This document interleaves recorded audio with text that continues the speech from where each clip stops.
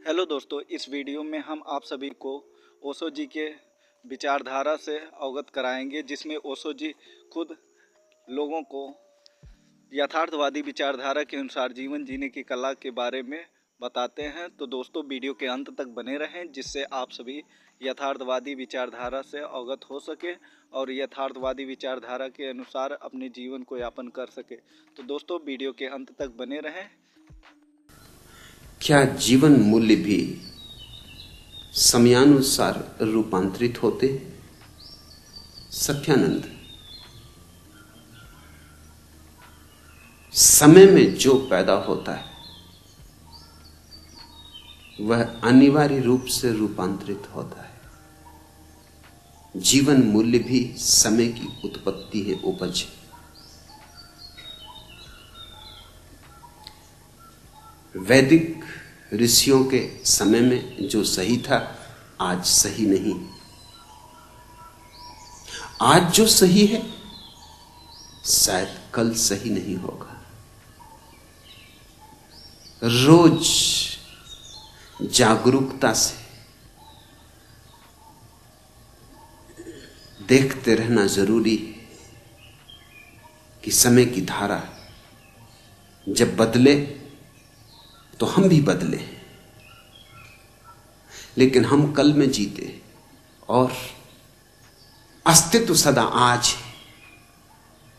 हम होते हैं कल में, बीते कल में, और अस्तित्व है आज। हमारा तालमेल टूट जाता है, इससे महादुख पैदा होता है, इससे नरक निर्मित हो जाता है, क्योंकि हम हमेशा चूकते चले जाते हैं। वर्तमान से संबंध ना हो पाए तो परमात्मा से भी संबंध हो नहीं सकता, क्योंकि वर्तमान परमात्मा है और हम रहते हैं अतीत में। हमारी धारणाएं अतीत की वो कितनी ही मूढ़तापूर्ण हो जाएं, मगर हम उन्हें दोहराए जाते हैं, हम पीटे चले जाते हैं। हम कहते हैं हमारे बाप दादों के समय से चली आई। कभी उनकी अर्थवत्ता रही होगी, जरूर रही होगी। वे पैदा इसलिए हुई कि समय की मांग रही होगी, लेकिन अब उनका कोई मूल्य नहीं। जैसे वैदिक ऋषि आशीर्वाद देते थे नव दंपतियों को कि तुम्हारे बहुत बच्चे हों। आज अगर कोई ये आशीर्वाद देगा तो गलत होगा। आज तो आशीर्वाद होना चाहिए तुम्हारे बच्चे बिल्कुल ना हो।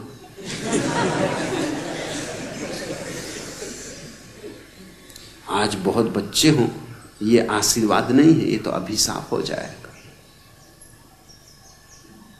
समय बदल गया, स्थिति बदल गई।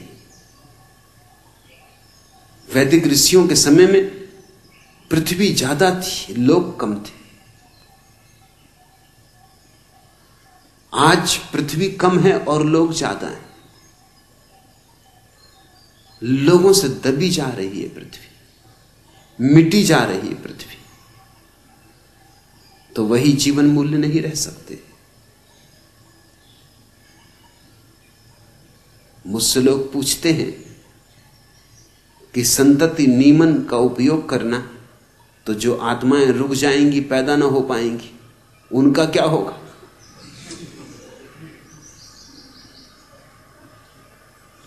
और क्या संतति नियमन करना हिंसात्मक नहीं? क्योंकि तुमने किसी को पैदा नहीं होने दिया, उसकी हत्या कर दी, होने के पहले ही हत्या कर दी।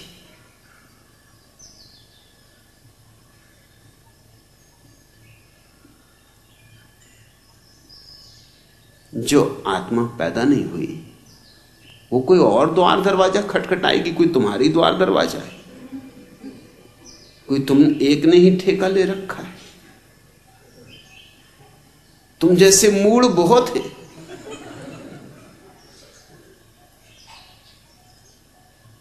और कोई ये एक ही पृथ्वी है। वैज्ञानिक कहते हैं इस तरह की कम से कम 50,000 पृथ्वियों पर जीवन, कम से कम 50,000, ज्यादा पर होगा लेकिन कम से कम 50,000 पर तो निश्चित है तो तुम्हें क्या चिंता पड़ी? तुमने कौन सा ठेका लिया हुआ है आत्माओं को जन्माने का?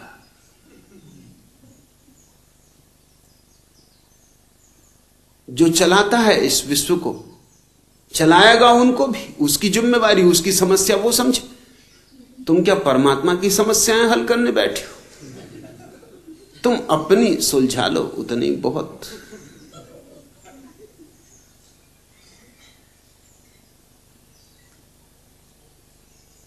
लेकिन लोग तरह तरह के प्रश्न पूछते हैं सिर्फ इसलिए कि पुरानी धारणा किसी तरह बची रहे, किसी तरह हम पुराने से चिपके रहे। और सब बदल गया है।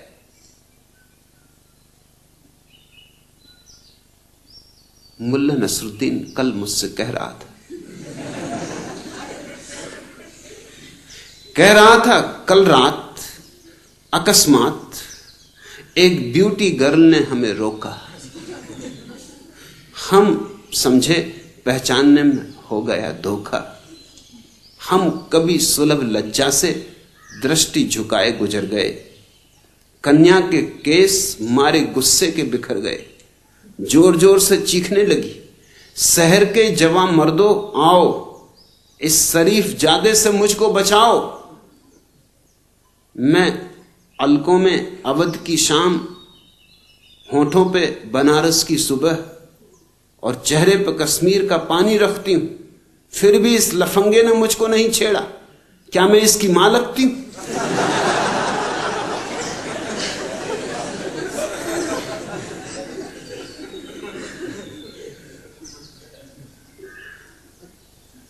जीवन रोज बदला जाता है। पुराने मूल्य बह जाते पानी, नए मूल्य आ जाते। पुरानी धारणाएं टूट जाती, नई धारणाएं आ जाती। सोच में पड़े हैं सेठ किशोरी रमन, क्योंकि डाकुओं ने उनकी पत्नी का कर लिया अपहरण। अब आया है पत्र उनके पास कि आप 1 किलो सोना गंदे नाले पर रख दीजिए, जो कि हमारे द्वारा स्वयं सहज लिया जाएगा, और यदि आपने ऐसा न किया तो आपकी सेठानी को वापस भेज दिया जाएगा।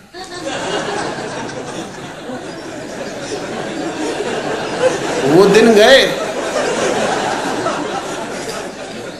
जबकि डाकू कहते थे कि अगर रुपया ना भेजा तो हम पत्नी को छोड़ेंगे नहीं। वो दिन गए। अब तो वो कहते हैं पत्नी को घर वापस भेज देंगे सकुशल।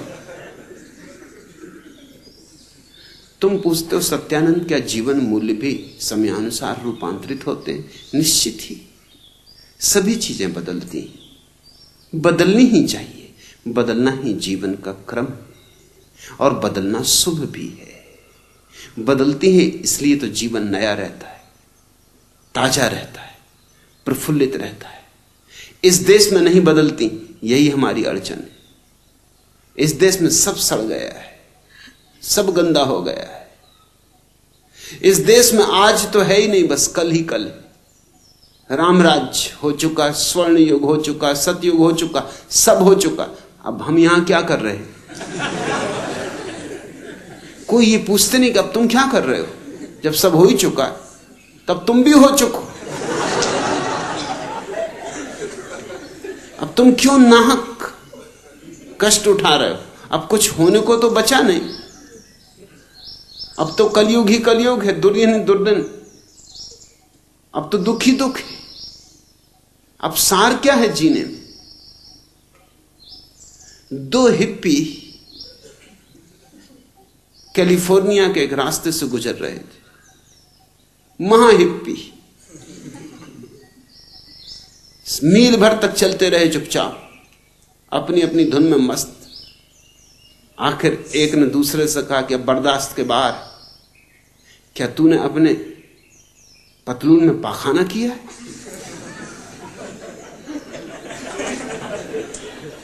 इतनी भयंकर बदबू आ रही है।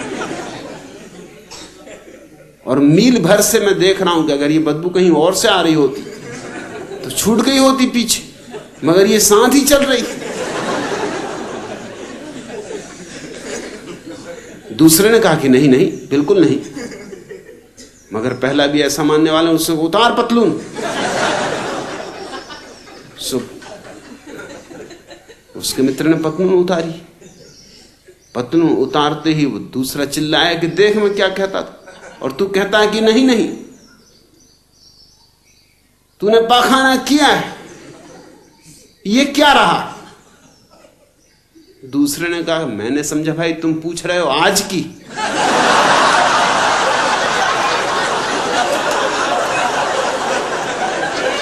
आज नहीं किया।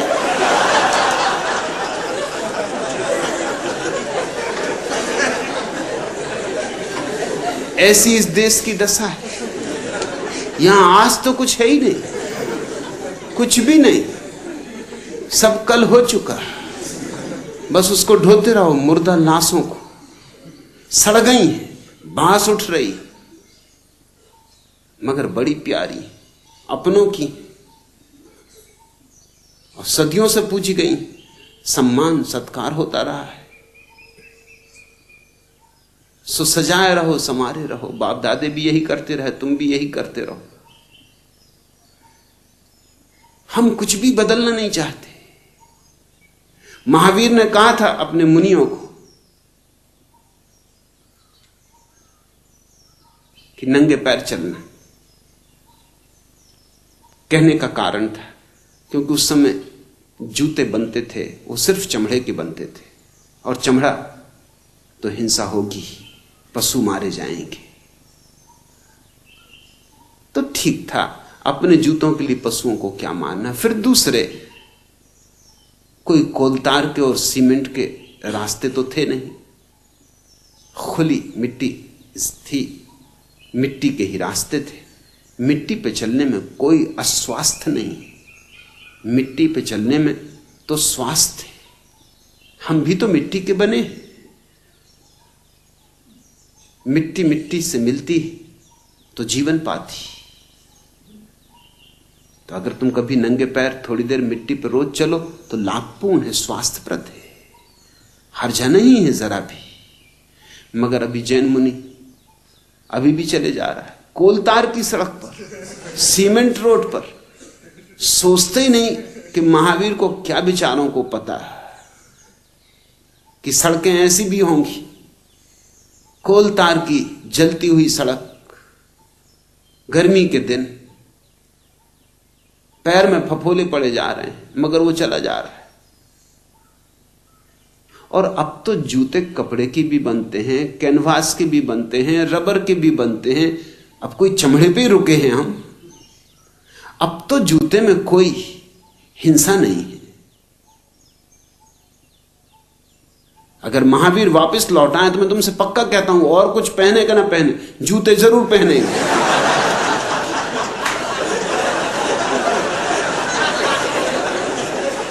एक दिन एक आदमी ने और उसकी पत्नी ने मुल्ला नसरुद्दीन के द्वार पर दस्तक दी। दरवाजा खोला, नसरुद्दीन ने झांक के देखा, पति पत्नी खड़े। पति पत्नी बहुत हचकचाए क्योंकि मुल्ला बिल्कुल नंगा था, जूते पहने था और टोप लगाया था, टाई भी बांध रखी थी। अब एकदम से जा भी नहीं सकते थे, अब आ ही गए। और मुल्ला भी नहीं कह सकता कि जाओ, पुराने परिचित थे, कहा आइए आइए विराजिए, बड़े सौभाग्य। पति आगे घोसा, पत्नी छिपी छिपी पीछे। पति तो इधर उधर देखने लगा, अब क्या कहे क्या ना कहे। कुछ सोच के भी आया था जिस काम से, वो भी एकदम भूल गया। ये नंगधड़ंग आदमी, और बिल्कुल नंगा होता तो भी ठीक था, ये टोप भी लगाए, जूते भी पहने और टाई भी बांधे, और बाकी सब चीजें नदारत, असली चीजें नदारत। मगर पत्नी से न रहा गया। पत्नी ने कहा कि मुल्ला जी, क्या मैं पूछ सकती हूं कि आप नंगे क्यों बैठे? मुल्ला ने कहा कि भाई इस समय मुझे मिलने कोई आता ही नहीं, ये मेरे फुर्सत का समय, विश्राम का समय। सो घर में कोई है ही नहीं, तो अकेला अपने मस्त नग्न बैठता हूं, आराम करता हूं। अब दिन भर कसे कसे बेल्ट बांधे हुए हैं, पैंट बांधे हुए हैं, जैकेट पहने हुए हैं, कोट चढ़ाए हुए हैं, जान निकल जाती। तो जरा आराम कर रहा था, तो उसने कहा ये भी समझ में आ गया, तो फिर ये जूते और ये टाई और ये हैट ये क्यों पहने हुए हो? तो मुल्ला ने कहा कि ये इसलिए कि शायद भूले भट के कोई आ ही जाए। अब तुम ही आ गए। ऐसा कभी कभी कोई भूले भट के आ जाए। मैं तुमसे पक्का कहता हूं, महावीर अगर दोबारा हो तो जूते जरूर पहनेंगे। टाई और हैट की तो मैं नहीं कह सकता, वैसे अच्छा रहेगा। चटाई का हैट धूप धाप में बचाव भी करेगा और चटाई में कोई हिंसा भी नहीं। जापानी ढंग का चटाई का हैट सुंदर रहेगा।